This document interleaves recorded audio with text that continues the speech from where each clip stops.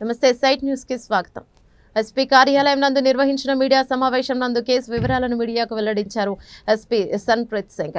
SP మాట్లాడుతూ 14వ తేదీ 7వ నెల 2024 రోజున తెల్లవారుజామున వచ్చిన సమాచారం మేరకు పట్టణ పిఎస్ ఇన్స్పెక్టర్ తన సిబ్బందితో కలిసి సూర్యాపేట పట్టణంలోని శంకర్ విలాస్ సెంటర్ వద్ద వాహనాలను తనిఖీ చేయగా 2 ఆటోలు అనుమానాస్పదంగా వస్తుండగా అట్టి వాహనాలను ఆపి తనిఖీ చేయగా అట్టి 2 ఆటోలలో ప్రభుత్వం వారు నిషేధించినటువంటి గుట్కా, ఖైనీ, టొబాకో ప్యాకెట్లను సంబంధించిన బస్తాలున్నాయి. వాహనాలతో పాటుగా కూరగాయల మార్కెట్ నందు గల మంజు కిరాణము బేకరీ షాప్ వద్దకు వెళ్లి షాప్ నందు తనిఖీ చేయడం జరిగింది.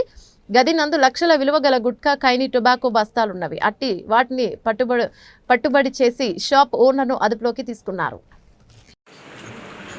నమస్కారం.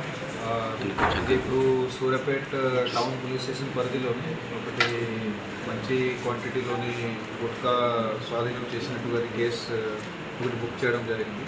సో దానికి సంబంధించి బేసికల్గా అది ఇప్పుడు మన ఇద్దరు అక్యూజ్లని కస్టడీలో తీసుకున్నాం.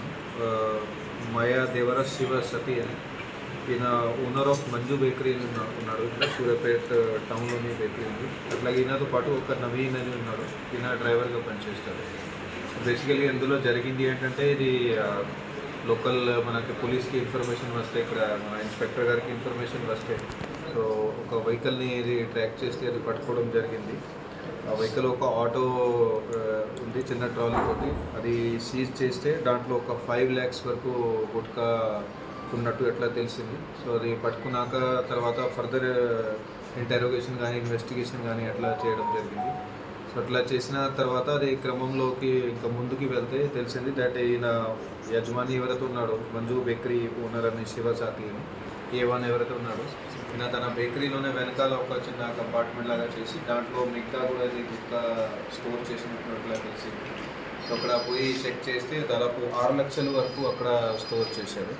సో టోటల్ అంతా కలిపి అది 11 lakhs వర్త్ ఇప్పుడు గుట్కా మనం ఇది కేసులో సీజ్ చేసినాము.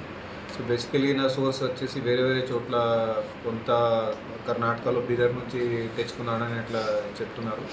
అట్లాగే మిగతా క్వాంటిటీ ఇది హైదరాబాద్లో బేగం బజార్ అట్లాగే వేరే వేరే ఏరియాస్ నుంచి తెచ్చుకున్నారని అది కూడా తెలుస్తుంది.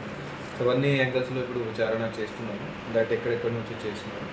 మరి ఈయన ఇక్కడ లోకల్లో ఎక్కడెక్కడ చిన్న చిన్న షాప్లోకి ఎక్కడెక్కడ సప్లై చేసేవారు, డిస్ట్రిబ్యూటర్గా పనిచేసేవారు. సో ఆ యాంగిల్లో కూడా ఇంకా విచారణ ఫర్దర్ కంటిన్యూ చేస్తాము.